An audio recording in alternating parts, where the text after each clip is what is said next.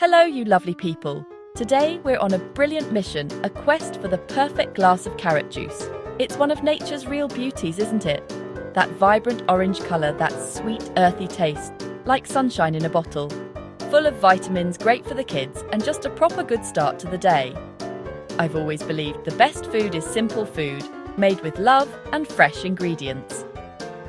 So, let's get back to basics. How do we get the best possible carrot juice at home? There's more than one way to get liquid gold from a humble carrot. I tried 3 different methods you might have at home. Grab a big bunch of fresh carrots and test each technique. Right then, first up is the good old blender. Nearly everyone's got one of these kicking about in their kitchen, so it's the most accessible way to start. The idea is simple. You chop up your carrots, chuck them in the blender, with a bit of water, blitz it, until it's a smooth, pulpy puree. For this, I used some lovely big carrots. I gave them a good scrub under the tap.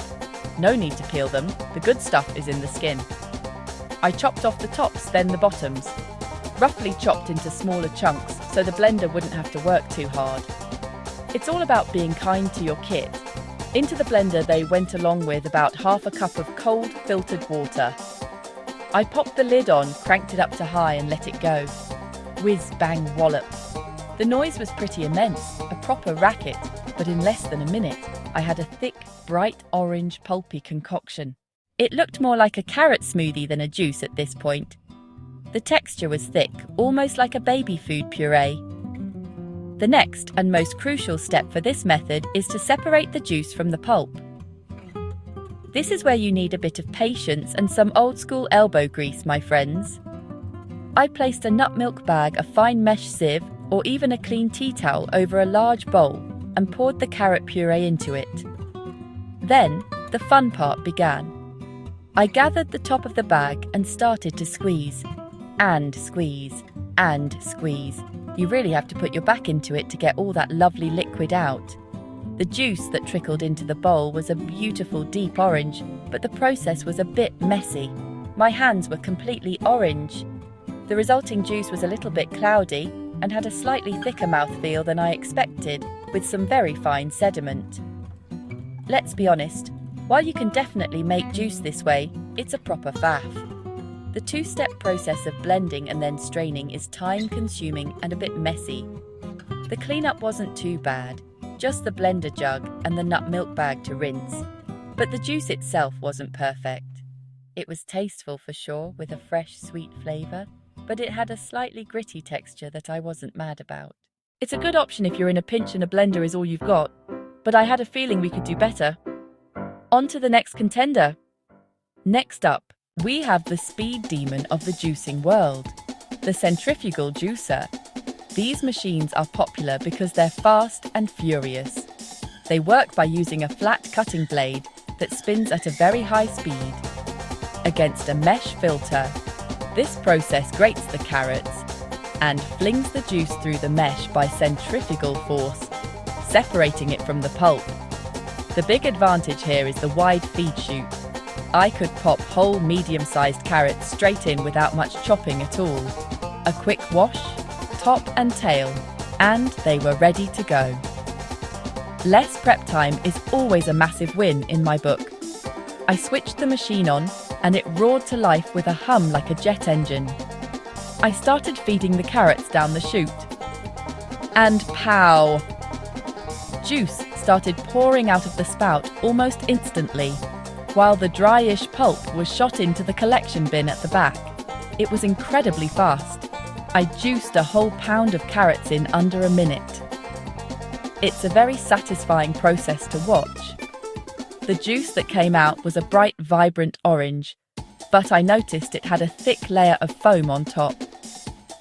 This is a common thing with centrifugal juicers, caused by the high-speed spinning, which incorporates a lot of air into the juice. I gave the juice a moment to settle and skimmed off most of the foam. The taste was good, sweet and definitely carroty. However, because the high-speed spinning generates a bit of heat and introduces a lot of oxygen, the juice can oxidize faster. This can affect both the flavor and the nutritional content. I found the taste to be slightly less deep and complex than the blender version, a little bit lighter. The texture was much smoother though, with no grit, which was a big plus. It was proper juice, no two ways about it. The biggest drawback for me with this machine is the cleanup. Oh, the cleanup. There are several parts to take apart. The shredding disc, the filter basket, the lid, the pulp container. The mesh filter in particular can be a real pain to clean, as tiny bits of carrot pulp get stuck in the microscopic holes. You need a good stiff brush and some patience. So, while it's super quick to make the juice, you pay for it with the time you spend at the sink afterwards. It's a good method for a quick juice fix, but that foam and the tricky cleanup meant it still wasn't my perfect pour. Finally, we come to the last contender, the slow masticating juicer, also known as a cold press juicer. Now, these machines are a different beast altogether. They don't use high-speed spinning blades. Instead, they have a slowly rotating auger which looks like a giant screw. This auger crushes and chews. The carrots presses them against a screen, squeezing out the juice. It's a much slower, more gentle process. The feed chute is narrower.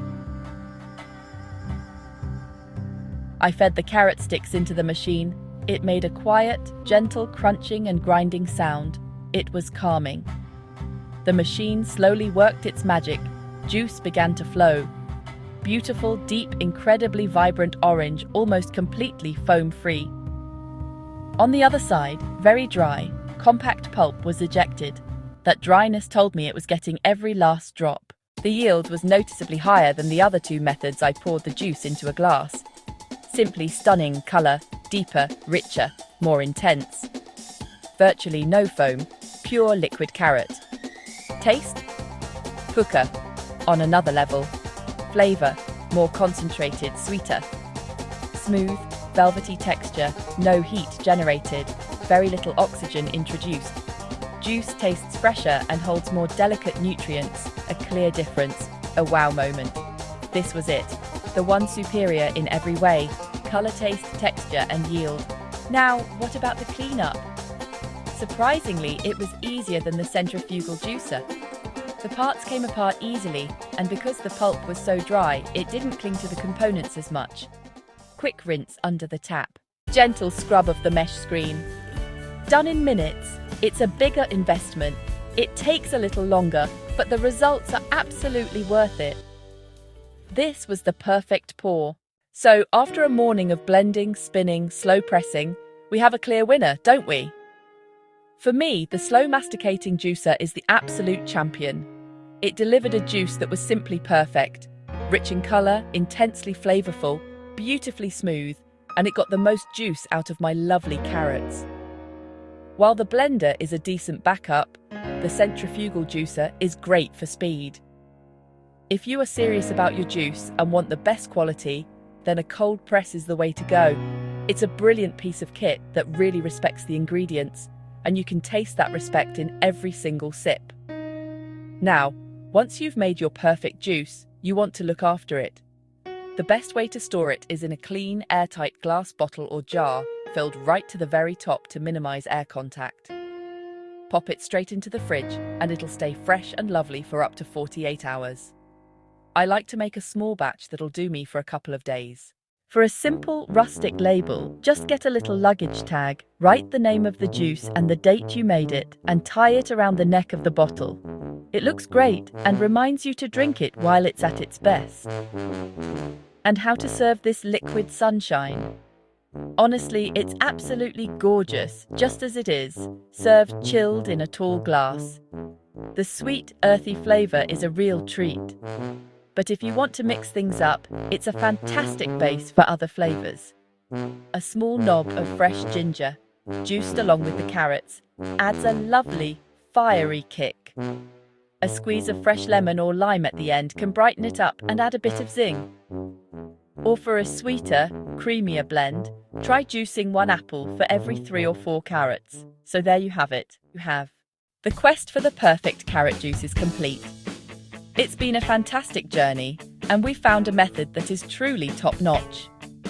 It just goes to show that sometimes taking things a little bit slower gives you a much better result. I really hope this inspires you to have a go at making your own fresh juice at home. Get your hands on some beautiful carrots, find the method that works for you, and enjoy a glass of pure homemade goodness. You really can't beat it. All the best and, happy juicing.